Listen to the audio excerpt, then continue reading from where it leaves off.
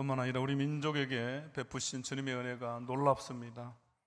여러분, 올해가 광복 80주년이죠. 우리 민족이 잃어버린 빛을 회복한 지 80년이 되었습니다.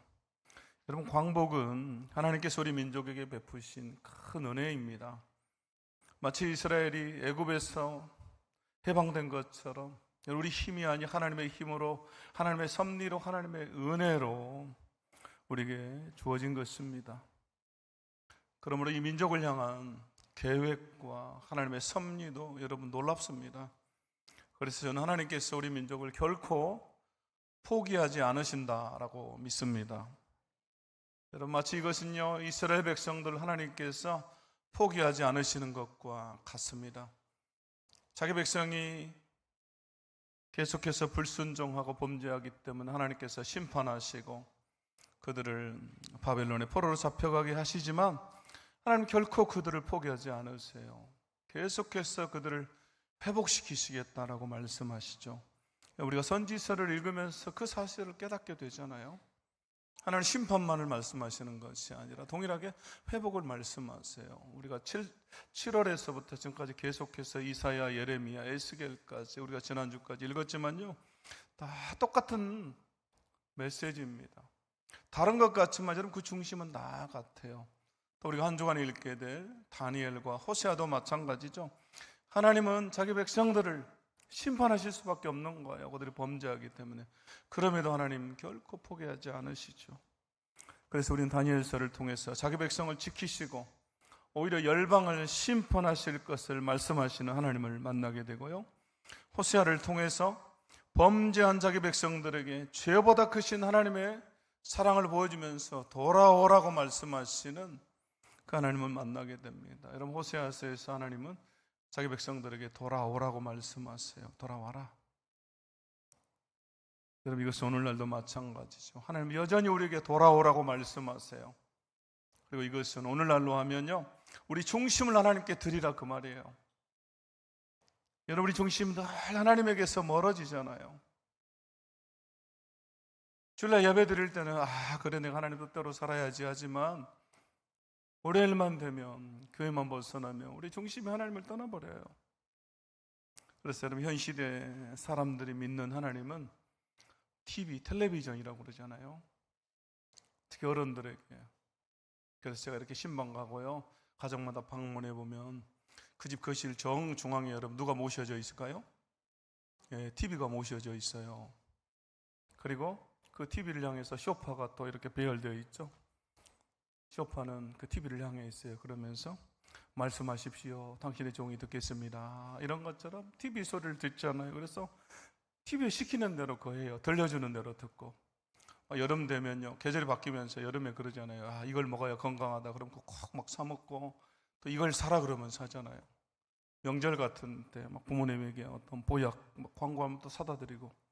저는 이제 TV가 없어서 처갓집이나 또 저희 집에 가서 TV 보면 명절에는 꼭 그 안마의자 광고예요. 안마의자. 그러면 그때마다 사고 싶은 거예요. 그래서 저희 집사람 쳐다봐요. 이거 사면 안 될까? 근데 한 번도 허락을 안 해줘요. 광고 볼 때마다 막 사고 싶어요. 여러분, 우리가 또 아침에 일어나면 누구에게 가장 먼저 문안 인사합니까? TV에게 문안 인사해요. 밤새 안녕히 주무셨습니까? 그러면서 또 들려주는 음성을 듣는 거죠. TV에. 누가 하나님이에요? 결국 TV, 텔레비전이 하나님이에요. 또 젊은 세대에게는 여러분, 하나님이 뭡니까? 스마트폰이 하나님이에요. 그래서 여러분, 스마트폰은 나의 목자시니 내가 부족함이 없으리로다 그래요. 스마트폰이 나를 푸른 초장 실만한 물가로 인도하신다 그래요. 내가 사망의 음침한 골짜기로 다닐지라도 해를 두려워하지 않을 것은 스마트폰이 나와 함께 하심이라. 그래서 우리가 다 스마트폰 옆에 끼고 살잖아요. 없으면 불안해요. 그래서 이전에는 호모 사피엔스, 생각하는 인간이라고 그랬다면 지금은요, 포노 사피엔스예요. 포노 사피엔스. 그래서 스마트폰이 낳은 신인류, 스마트폰이 없으면 살 수 없는 그런 사람을 말하죠. 그럼 다른 것은 없어도 별로 불안하지 않아요, 사람들이. 심지어 여러분, 기도 안 해도 불안하지 않아요. 예배 한번 빠져도 불안해하지 않아요. 그런데 스마트폰 없으면 몇 분도 안 돼서 아이고 내가 스마트폰 어디다 뒀더라, 내가 핸드폰 어디다 뒀더라 그러잖아요. 핸드폰 안 보면 불안해서 못 살아요. 불안해가지고. 그래서 여러분이 이 모든 시험과 혼란을 무릅쓰고 텔레비전과 스마트폰의 유혹을 뿌리치고 여러분 교회에 나왔다라고 하는 것은 여러분 옛날로 보면요 적군 100명을 물리치고 지금 여기 나온 것과 같아요. 적군 100명을 물리치고. 그래서 여러분 대단한 거예요. 자, 옆 사람에게 한 번 더 얘기해 주세요. 대단하십니다. 예, 위대하십니다. 예, 적군 100명을 물리치고 지금 여기 앉아 있다니까요. 우리 주님은 우리가 주님을 더 사랑하고 우리 중심을 주님께 드리기를 원하십니다. 스마트폰, 텔레비전이 아니라 하나님이 우리 중심에 와야 돼요. 예수님이 우리 중심에 모셔야 됩니다. 그래서 그분이 우리를 다스리고 통치하도록 해야 되는 것입니다. 여러분, 이것이 구약의 선지자들이 외쳤던 하나님께 돌아오라는 그 말이에요.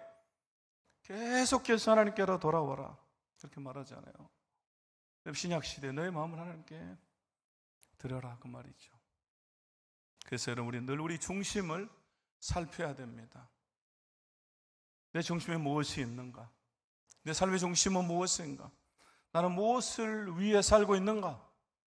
늘 여러분 우리 자신을 돌아보아야 돼요. 그래서 시편 51편 6절에서 다윗이 그렇게 고백하죠. 보소서 주께서는 중심이 진실함을 원하시오니 내게 지혜를 은밀히 가르치시리이다 이렇게 말하죠. 주께서 중심이 진실함을 원하시오니 내게 지혜를 은밀히 가르치소서. 여기 은밀이라고 하는 말은요 속, 중심을 말해요. 그래서 이 말은 다시 해석해 보면 내 중심, 내 속에 하나님의 지혜로 가득 채워주십시오 그런 말이에요. 하나님의 말씀으로 내 속을 가득 채워달라 그 말이에요. 그러면 우리 중심이 항상 진실하게 되는 것입니다. 하나님 말씀으로 가득 채워질 때 우리 중심이 진실해지고 우리가 그분의 말씀을 따라서 그분의 통치를 받으면서 살아갈 수가 있게 되는 것이죠. 그리고 주님 우리가 더 사랑하게 되는 것입니다. 그러므로 오늘 이 시간은 이 다니엘서의 말씀을 통해서 다시 한번 우리의 중심을 살피고 내가 무엇을 위해 살고 있는지를 우리가 돌아보기를 원합니다. 그리고 하나님이 어떤 사람에게 특별한 은혜를 주시는지 또한 함께 우리가 생각해 보기를 원합니다. 여러분 다니엘은요 우리가 지난주까지 읽었던 이 에스겔과 같은 시대, 동시대 같은 곳에서 활동했던 선지자입니다. 여러분 나이도요 거의 다니엘과 에스겔이 같습니다. 학자들은 아마도 에스겔이 한두 살 정도, 두세 살 정도 많지 않았을까 이렇게 생각하지만 거의 동년배죠. 그래서 다니엘이 어린 나이에 먼저 바벨론의 포로로 끌려오고 그리고 이어서 에스겔이 또 포로로 바벨론에 오죠. 그리고 에스겔은 포로로 잡혀있는 자기 백성들 가운데서 그발강가에서 사역을 하지만 다니엘은 왕궁에서 사역을 하죠. 그래서 여러분 우리가 다니엘서를 읽다 보면요 1장에서 6장까지 전반부에는요 우리가 잘 아는 다니엘과 세 친구들의 이야기, 또 불문불 가운데서 그들이 건짐을 받은 이야기, 또 사자굴에서 건짐을 받은 이야기를 우리가 알게 되죠. 우리는 사실 대부분 거기까지 갈 때가 많아요. 그러나 다니엘서의 후반부를 보면 여러분 다니엘서는 마지막 시대에 일어날 일을 환상으로 보여주는 목시 문학입니다. 그래서 여러분 다니엘서를 자세히 읽어보면요 마치 계시록을 읽고 있는 느낌이 들 정도로 7장에서부터 마지막 12장까지는 환상이 나오고 묵시가 마지막 시대에 일어날 일들을 다니엘이 기록하고 있습니다. 그 중에서 오늘 10장은요 다니엘이 보는 환상이죠. 환상인데 히데겔 강가에서 그가 본 환상이기 때문에 히데겔 환상이다 이렇게 말합니다. 자 그리고 1절 말씀에 보면 그렇게 나오죠. 1절 말씀 함께 해보겠습니다. 함께 읽습니다. 시작. 바사왕 고레스 제3년에 한 일이 벨드사살이라 이름한 다니엘에게 나타났는데 그 일이 참되니 곧 큰 전쟁에 관한 것이라. 다니엘이 그 일을 분명히 알았고 그 환상을 깨달으니라. 아멘. 자 1절에 보시면 바사왕 고레스 제3년이다 이렇게 나오죠. 여기 이 바사는요 페르시아를 말합니다. 고대 근동의 강대국이었던 이 바벨론을 메대 왕국이 멸망시킵니다. 그리고 금방 망해버리고 이어서 바사 페르시아가 그 뒤를 잇습니다. 그리고 바사 왕 고레스 원년에 고레스가 칙령을 내려서 이스라엘 백성들을 돌아가게 하죠. 포로 귀환을 시키죠. 선지자 예레미야 예언처럼 70년이 되었기 때문에 이제 돌아가는 것입니다. 그리고 오늘 본문에서 바사 왕 고레스 제 3년이라고 나오기 때문에 여러분 이 말은 이미 백성들의 귀환이 이루어졌다 그 말이에요. 바벨론에서 포로 생활을 했던 백성들이 다 자기 나라로 돌아갔죠. 스룹바벨과 대제사장 요수아를 통해서 그들이 돌아가서 이제 성전을 짓습니다. 그런데 성전을 건축하는데 방해 세력이 있기 때문에 아직 성전이 제대로 건축되질 못해요. 그리고 중단되죠. 그리고 어려움에 처한 상태에서 살아갑니다. 그 얘기를 고국으로 돌아가지 못한 다니엘이 듣는 것입니다. 자기 백성들이 처한 그 어려움을 마치 느헤미야서에 나오는 느헤미야가 자기 동생 하나님을 통해서 듣는 것처럼 다니엘도 듣죠.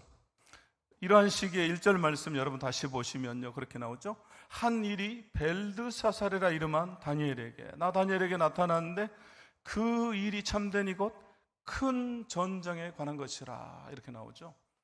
다니엘이 환상을 보는데 지금 어떤 환상을 보고 있습니까? 어떤 내용이죠? 그 내용이 큰 전쟁에 관한 거예요. 큰 전쟁에 관한 거. 지금 다니엘이 전쟁에 관한 환상을 본 것입니다. 이 큰 전쟁에 관한 것은 바로 미래 지상에서 이루어질 큰 전쟁일 뿐만 아니라 영적인 전쟁을 말하죠. 하나님의 영적 세력과 사탄의 영적 세력 사이에 일어나 영적인 전쟁을 말해요.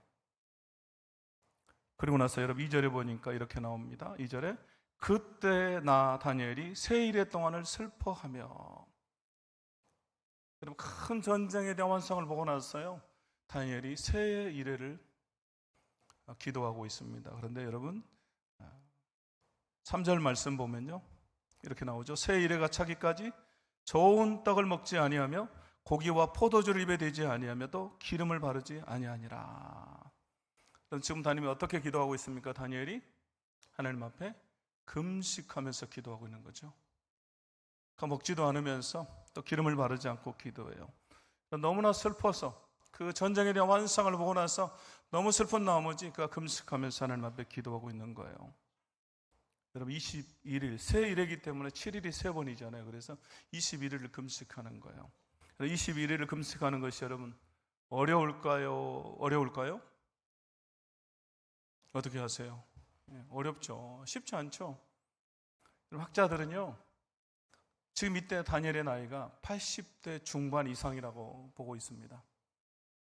그가 10대 한 14살에서 17살에 10대에 바벨론 포로로 끌려오죠. 그리고 나서 70년의 시간이 지나서 자기 백성들은 돌아가요. 기환에서 돌아가죠. 그리고 자신은 남았습니다. 그렇기 때문에 최소한 80대 중반 이상이 된 거죠. 여러분 나이가 들면 무슨 힘으로 삽니까? 밥심으로 살아요. 밥심으로. 그만큼 점심때가 되면 저도 배고프려고 그러네요. 나이가 들면 먹는 게 중요하잖아요. 잘 먹어야 기력이 생겨요. 그런데 생각해보세요. 다니엘이 21일 금식이에요. 80대 중반의 나이에 90을 바라보는 그 나이 21일 동안 금식한다고 생각해보세요. 여러분 고령의 나이에 죽을 수도 있죠. 결국 이 말은요 목숨을 걸고서 기도한다 그 말이에요. 그럼 왜 다니엘이 이렇게 금식하면서 자신의 목숨을 걸고 슬퍼하며 기도하고 있습니까? 그것은 지금 자신은 이 바벨론 땅, 이 페르시아 땅에 남아서 그곳에 있지만 자기 백성들은 어떻습니까? 성전이 아직 건축되지 못했어요. 그래서 어려움에 처해 있습니다. 그런데 큰 전쟁에 관한 환상을 본 것입니다. 그래서 자기 백성들이 당할 그 고난을 생각하기 때문에 슬픈 거예요. 그리고 금식할 수밖에 없는 것입니다. 결국 그는 지금 자기 백성, 자기 민족을 향한 그 마음에, 자기 민족을 사랑하는 그 마음에 어쩔 수 없이 자기 목숨을 걸고서 기도하는 것입니다. 그래서 오늘 성경은요 그가 어떻게 금식했는지 그 이야기를 자세하게 기록하고 있어요.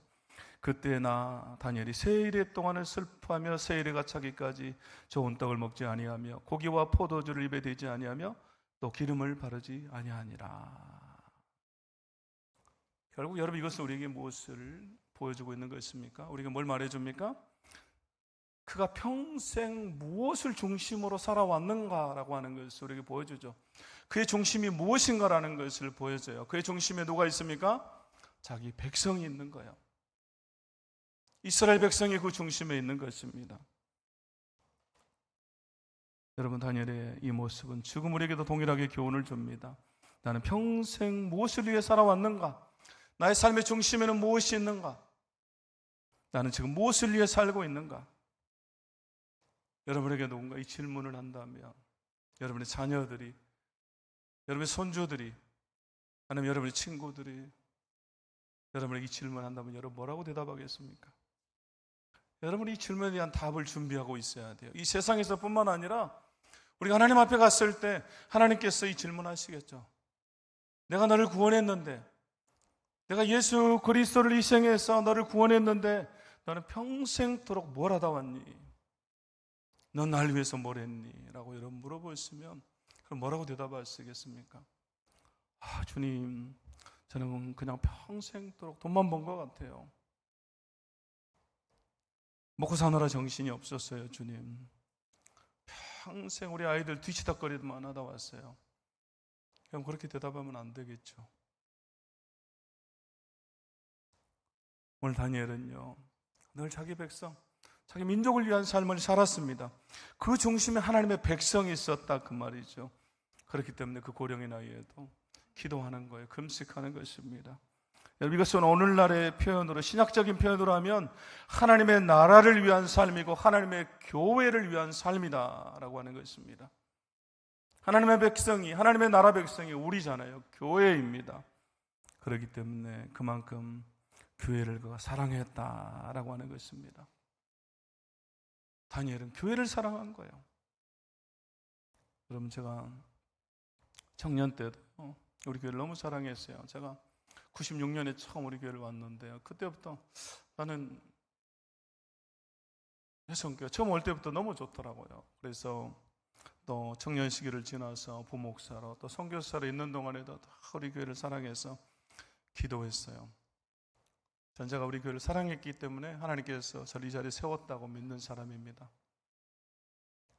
그런데요, 제가 담임 목사가 되고 나니까요, 그 이전에 사랑했던 것과 마음이 또 달라요. 이전에는 그냥 사랑하는 마음만 있었다면요, 지금은 내가 이 교회를 위해서 목숨을 걸어야 되겠다, 목숨을 걸고 이 강단을 지켜야 된다, 그런 마음이 있어요. 여러분, 우리 선임 목사님도 마찬가지예요. 여러분, 코로나 기간에 예배를 지키기 위해서 여러분 그 모습들이 막 생각이 나요. 또 우리 교회 어르신들, 장로님들, 권사님들 모습을 보면서 제가 젊었을 때부터 21살 때부터 제가 30년째 교회를 다니고 있다고 그랬잖아요. 이런 사람이 누가 있겠어요? 청년 때부터 해서 여러분 담임 목사까지 된 사람이 여러분 거의 없습니다. 저는 이 교회를 다니면서 그걸 봤기 때문에 그런 마음이 있습니다. 그 사랑이 더 깊어지는 거죠. 여러분, 우리 예수님이 땅에 오셔서 공생의 삶을 사시는데 그분에게는 두 가지 비전이 있었어요. 그 두 가지를 위해서 우리 예수님이 사시죠. 첫 번째는 십자가를 지는 것입니다. 그래서 예수님의 생애는요, 모든 삶이 십자가에 초점이 맞추어져 있어요. 우리가 사복음서를 보면 그분의 삶이 다 십자가를 향해 있습니다.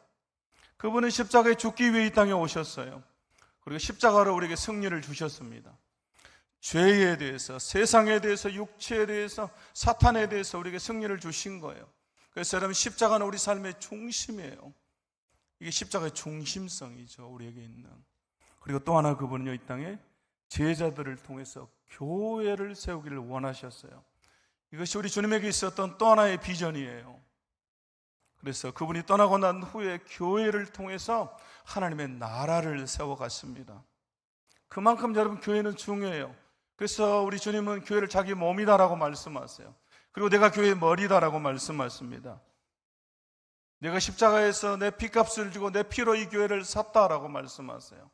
우리 주님의 피로 여러분 교회를 사셨어요. 그렇기 때문에 우리 주님이 교회의 주인이 있습니다. 그래서 우리는 교회를 통해서 주님을 만나고 교회를 통해서 주님의 음성을 듣고 주님을 경험해요. 이렇게 여러분 교회가 중요해요. 그렇기 때문에 여러분, 사탄은요, 여러분 가짜 교회, 이단 교회, 사이비 교회를 만들어서 사람들에게 혼란을 주고 미혹하는 거예요. 교회가 너무나 중요하기 때문에. 그러므로 여러분, 우리 주님의 관심, 우리 예수님의 관심 어디에 있습니까? 여러분, 교회에 있습니다. 교회에. 그러므로 우리의 중심, 우리의 관심도 여러분 어디에 있어야 됩니까? 교회에 있어야 되죠. 여러분, 서두에서 말씀드린 것처럼 우리가 중심을 예수님께 드려야 되는데, 여러분, 예수님께 중심을 드린 사람은 반드시 주님의 몸된 교회를 사랑하게 되어 있습니다.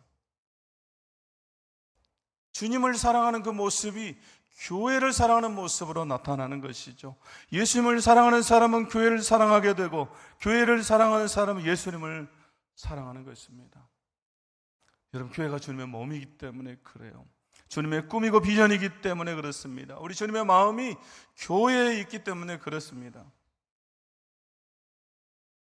여러분, 교회와 우리 주님 분리할 수가 없어요. 제가 이 설교를 준비하면서요, 하용조 목사님의 사도행전적 교회를 꿈꾼다라고 하는 책을 갑자기 생각이 나서 다시 꺼내서 읽는데요. 제가 예전에도 읽었습니다. 근데 예전에 읽었을 때하고 제가 담임 목사가 되고 나서 다시 이 책을 읽는데요, 주신 은혜가 또 달라요.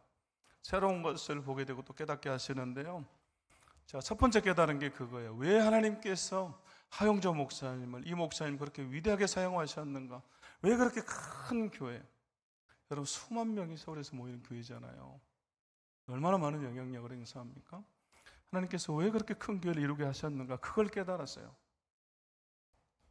여러분, 그분이 쓴 책 이 사도행전적 교회 첫 페이지 첫 문장이 여러분 어떻게 시작하냐면요, 이렇게 시작합니다. 교회만 생각하면 밥을 먹지 않아도 배부르고 잠을 이루지 못해도 신이 난다. 아무리 고통스럽고 힘들어도 교회만 생각하면 행복하다. 여러분, 그분의 책이요, 첫째 마디가, 첫 번째 문장 이렇게 시작해요. 그리고 마지막에도 이렇게 끝을 냅니다. 나는 온누리 교회를 위해 죽기를 원한다. 설교하다가 죽기를 원하고, 기도하다 죽기를 원하고, 선교지에서 선교하다 죽기를 원한다. 온누리 교회는 나의 꿈이고 나의 전부다. 후회 없이 살고 미치도록 살고 싶다. 나는 교회가 좋다. 나는 주님의 교회가 좋다. 온누리가 좋다. 이렇게 끝을 내요.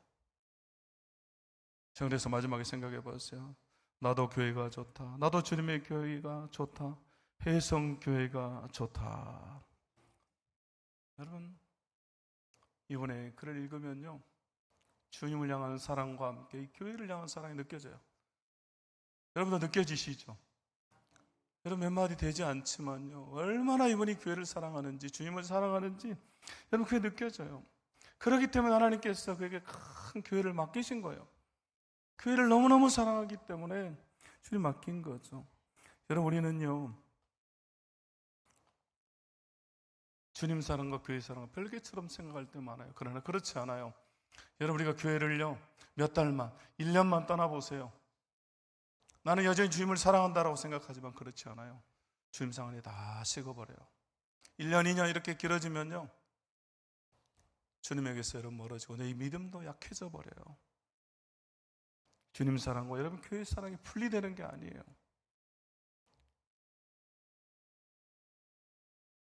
그래서 여러분, 하영조 목사님 간증을 들어보면요, 그분이 폐결핵에 걸리죠. 당뇨로, 고혈압으로, 간염으로, 그리고 간암으로 7번의 암 수술을 합니다. 그런 암 수술 한 번도 어려워요. 근데 7번의 수술을 하고요, 일주일에 3번씩, 이틀에 한 번씩 투석을 해요. 그러면서도 쉬지 않고 교회에서 말씀을 전하고 교회를 짓고 교회를 사랑해요.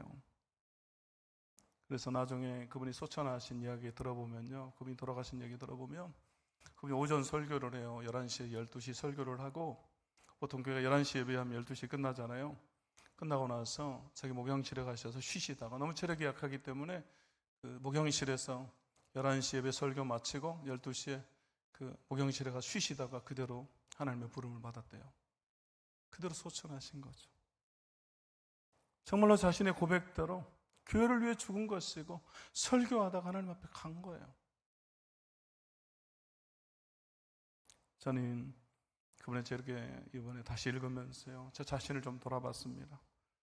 내가 정말로 이분처럼 우리 교회를 사랑하고 있는가? 사랑한다라고 하고 내가 교회를 위해서 희생해야지라고 했지만요, 내가 이 정도까지 할 수 있는가? 내 자신을 좀 돌아봤어요. 여러분, 우리 자신 한번 돌아볼 수 있기를 원합니다. 오늘 다니엘도요, 고령의 나이임에도 불구하고 자기 민족, 자기 백성 그렇게 사랑하기 때문에 슬퍼하면서 자기가 죽을 수도 있죠. 21일 금식하면. 그럼에도 기도하는 거예요. 간절함으로.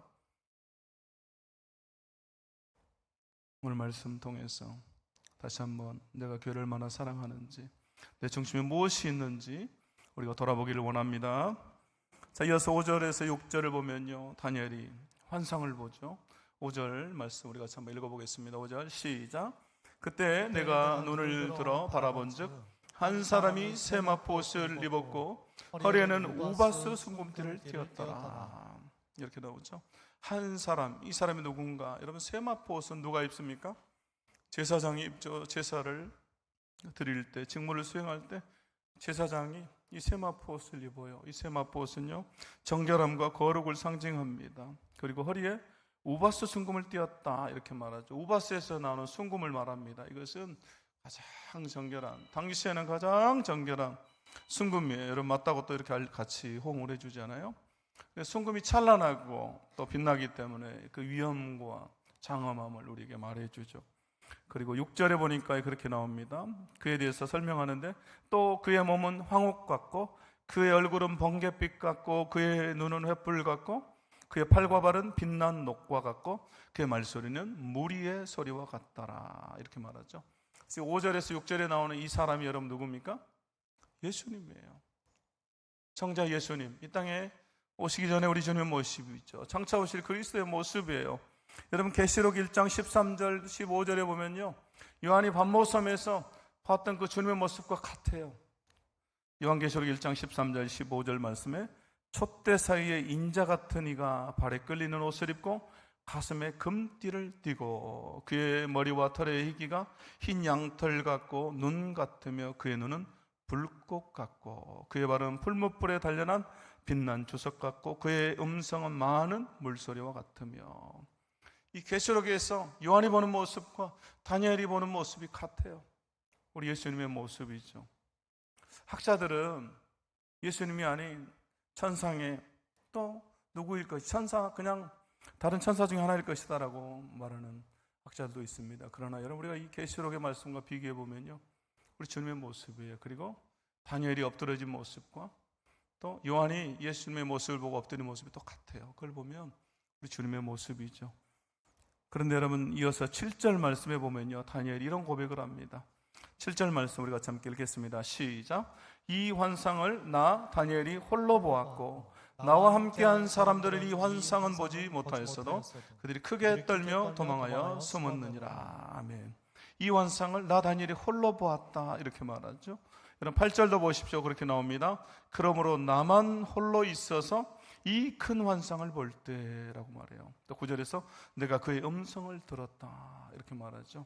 여러분, 지금 누구만 이 환상을 보고 있습니까? 다니엘 한 사람만 여러분 이 환상을 보고 있어요. 지금 다니엘과 함께 많은 무리들이 그곳에 있습니다. 그러나 오직 한 사람, 다니엘만이 환상을 보고 있는 것입니다. 오직 그에게만 환상이 열리고 하늘의 비밀이 그에게 주어지고 있어요. 그리고 오직 그만 주님의 음성을 듣고 있습니다. 그리고 그 영광과 위엄 앞에 압도되어서 죽은 것처럼 엎드리죠. 사랑하는 성도 여러분, 이것은 오늘 우리에게 무엇을 말해주고 있습니까? 여러분, 우리가 어떤 교훈을 주는 것입니까? 여러분, 하나님의 나라를 위해서, 자기 백성을 위해서, 또 교회를 위해서 슬퍼하고 탄식하며 기도하는 사람, 정말로 교회를 사랑하는 그 사람에게 하나님께서 이처럼 놀라운 은혜로 임하신다라는 것입니다. 그 많은 사람 중에서 유일하게 다니엘 한 사람만 특별한 은혜를 누리고 있어요.